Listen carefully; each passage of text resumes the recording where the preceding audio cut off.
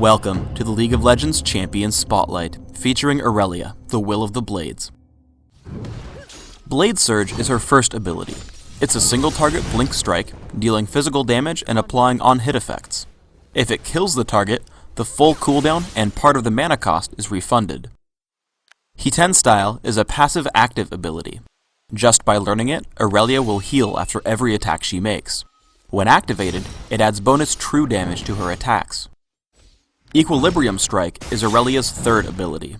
It's a short-range, single-target nuke that normally slows her target, but if Irelia is more damaged than her foe, the spell will stun instead. Irelia's ultimate is Transcendent Blades. After activating it, she has a few seconds to shoot 4 daggers, which hit enemies in a line. These daggers also return health to Irelia based on their damage dealt. Finally, Irelia's passive is Ionian Fervor. When she is near enemy champions, crowd control effects like slows and stuns are shorter.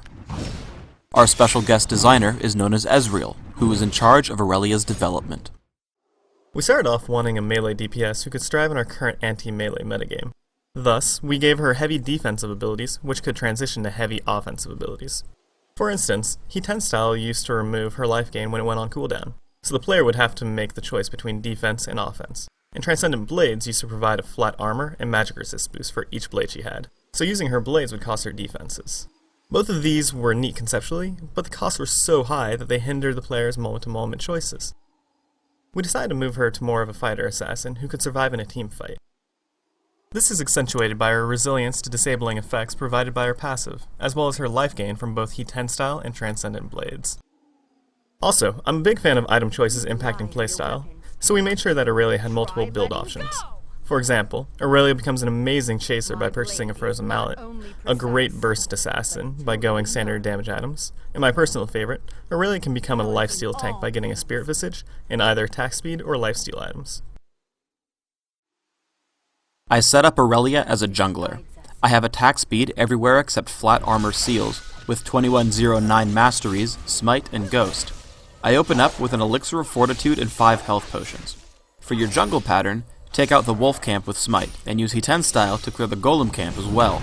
Immediately run to the enemy lizard camp, but run around the far side because it's safer if your enemies use wards, and you have the possibility of ganking the opposing jungler depending on his pattern.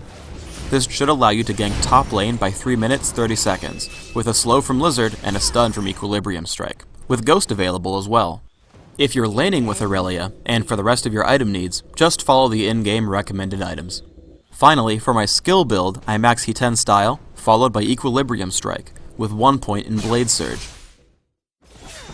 Irelia is a very deadly champion. I run into the enemy jungle to find Udyr, and when I do, I'm able to kill him in a direct 1v1.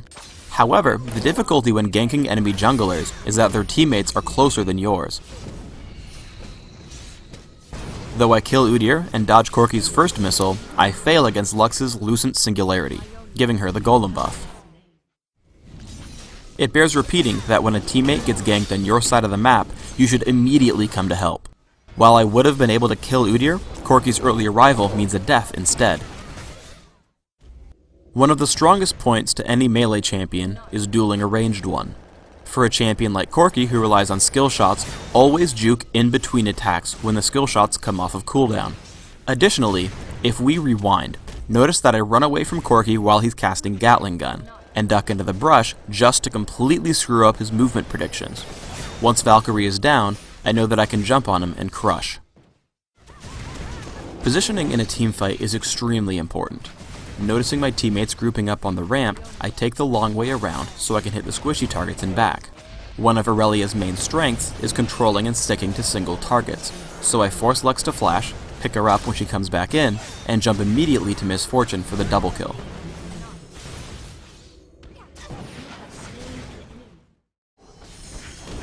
Let's show off some more tricks. Blade Surge into an immediate Equilibrium Strike gives me a stun. But the major point is how I move between attacks so that I can be in front of Lux for when she recovers from the stun. Unfortunately, Frozen Mallet Udyr just barely keeps me out of range for the follow-up, but without his help, I could have taken her down even through Light Binding and Lucent Singularity. For those times where you're having trouble sticking to an enemy, Transcendent Blades will come in handy. Because shooting them doesn't affect your movement, it's a great finishing skill. Even though Corky flashes and I'm rooted, I finish him off. And later with Misfortune, I get her after she flashes as well.